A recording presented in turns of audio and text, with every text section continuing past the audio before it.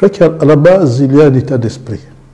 Et j'aime à le dire, on aime vendre la peur. Parce que la réalité, c'est laquelle? Tout gouvernement du monde s'avise d'évaluer son école, l'école de la République.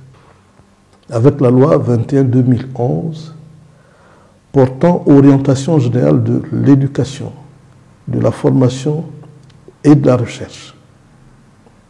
Cette loi donc porte à la fois l'ambition du gouvernement, mais également l'ouverture citoyenne, la contribution citoyenne aux solutions à l'enseignement, à l'éducation, à la formation. Les États généraux de 2010 ont inscrit l'école sous le sceau du mérite.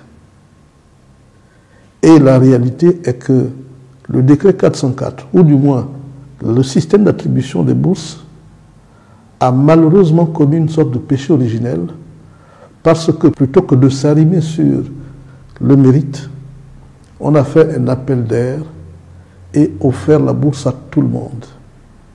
C'est une exception aux États généraux. Mais le problème, au Gabon, c'est qu'on tente de faire de l'exception la règle. En fait, la réforme, c'est un retour aux conclusions des États généraux et l'implémentation du mérite aux études. Voilà ce qui justifie l'incompréhension et nourrit cette crise qui n'en vaut pas la peine. Il y a une vie au-delà de la bourse. Il y a une vie au-delà de l'excellence. Parce que nous n'allons pas être un pays élitiste. Oui, au-delà de la bourse qui est la prise en charge intégrale de l'étudiant, l'État, qui n'entend abandonner personne sur le trottoir, propose un éventail d'opportunités. Donc la réforme, c'est un éventail d'opportunités. Elle s'appelle d'une part l'allocation. Oui, l'État va accompagner ceux qui montrent une appétence au mérite et à l'excellence, va les accompagner avec l'allocation, qui est une prise en charge partielle de l'État.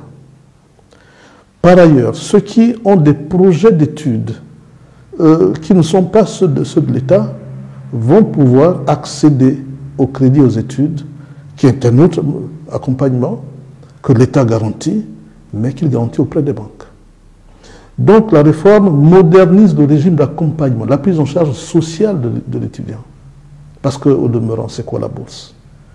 La bourse rentre dans un contexte général, global, qui s'appelle la prise en charge totale de l'étudiant et dont la dimension numéraire n'est qu'une partie de cette prise en charge de l'État. Savez-vous, cher ami, que le repas à l'université, au restaurant universitaire, coûte 4 000 à la vérité? Savez-vous que l'étudiant ne paye que 500 francs de ces 4 000? Mais naturellement, il y a un gap. Le ticket modérateur, qui paye les 3 500 supplémentaires? Mais c'est l'État. On ne le dit pas assez. Lorsque les gens pensent que l'État recule sur l'accompagnement des élèves, c'est totalement inexact. Je ne veux pas dire que c'est totalement faux. Il faut apprécier effectivement l'engagement de l'État, le niveau d'implication de l'État, un État qui, en situation difficile, en contexte difficile, élargit l'éventail de l'accompagnement. Vous voyez, à la vérité, on tire sur l'ambulance. La réforme est utile et doit être soutenue parce que c'est là que se trouve l'avenir du pays. Mais parce que l'orientation du monde va vers la technologie. Il faut maîtriser la technologie où se trouvent les clés du développement pour effectivement se refaire. Et à ce titre donc, le Gabon devait effectivement faire sa mue et la réforme de ce point de vue arrive à point nommé. Il y a notamment l'accompagnement aux études techniques et technologiques, avec une amplitude qui est laissée, qui est accordée à ceux qui avaient abandonné l'école, qui n'y croyaient plus, qui sont engagés dans des petits métiers. La réforme accorde jusqu'à 27 ans la possibilité de revenir à l'école avec la possibilité d'avoir droit à la bourse.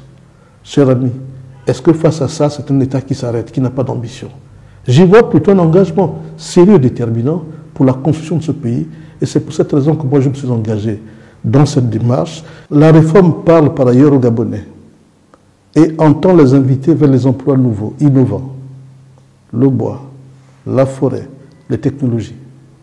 C'est en cela que nous sommes engagés vers la mise en place, la création de l'IPG, l'Institut du pétrole et du gaz ou vers l'Institut des mines de Bouanda. La forêt, l'agriculture et le secteur de la technologie offrent des opportunités d'emploi et des études courtes. Oui, dans un pays où on a fait le culte des études longues et de grands diplômes, il est bon qu'on constate la foule d'opportunités qu'offre le secteur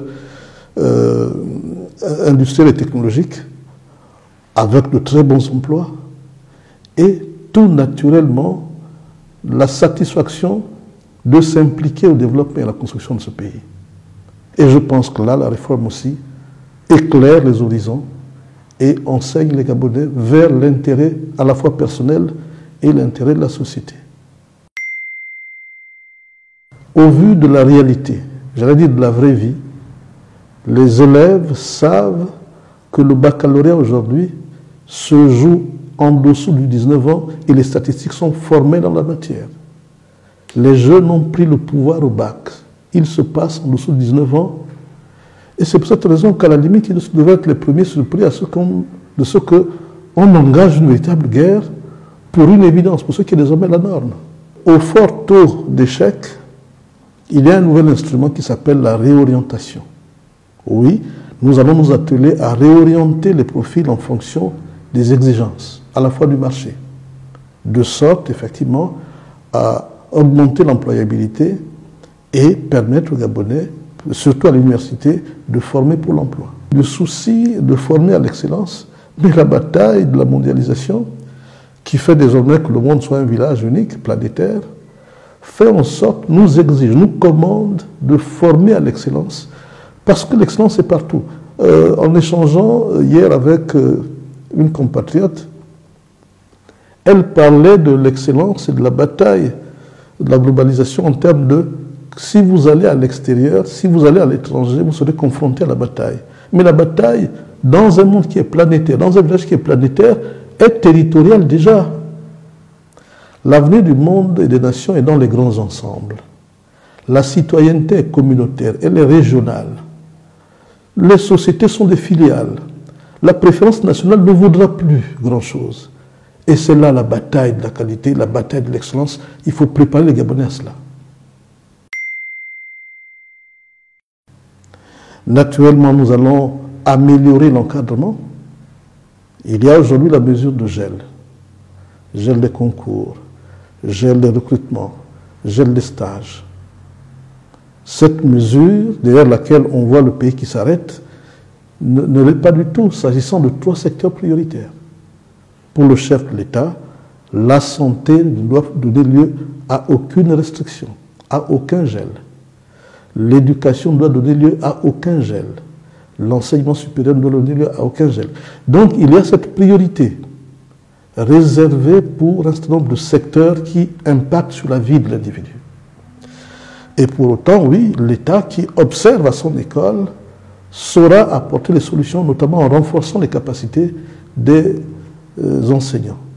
Ce sont là des chantiers vers lesquels nous devons nous orienter et la réforme apporte les premières mesures.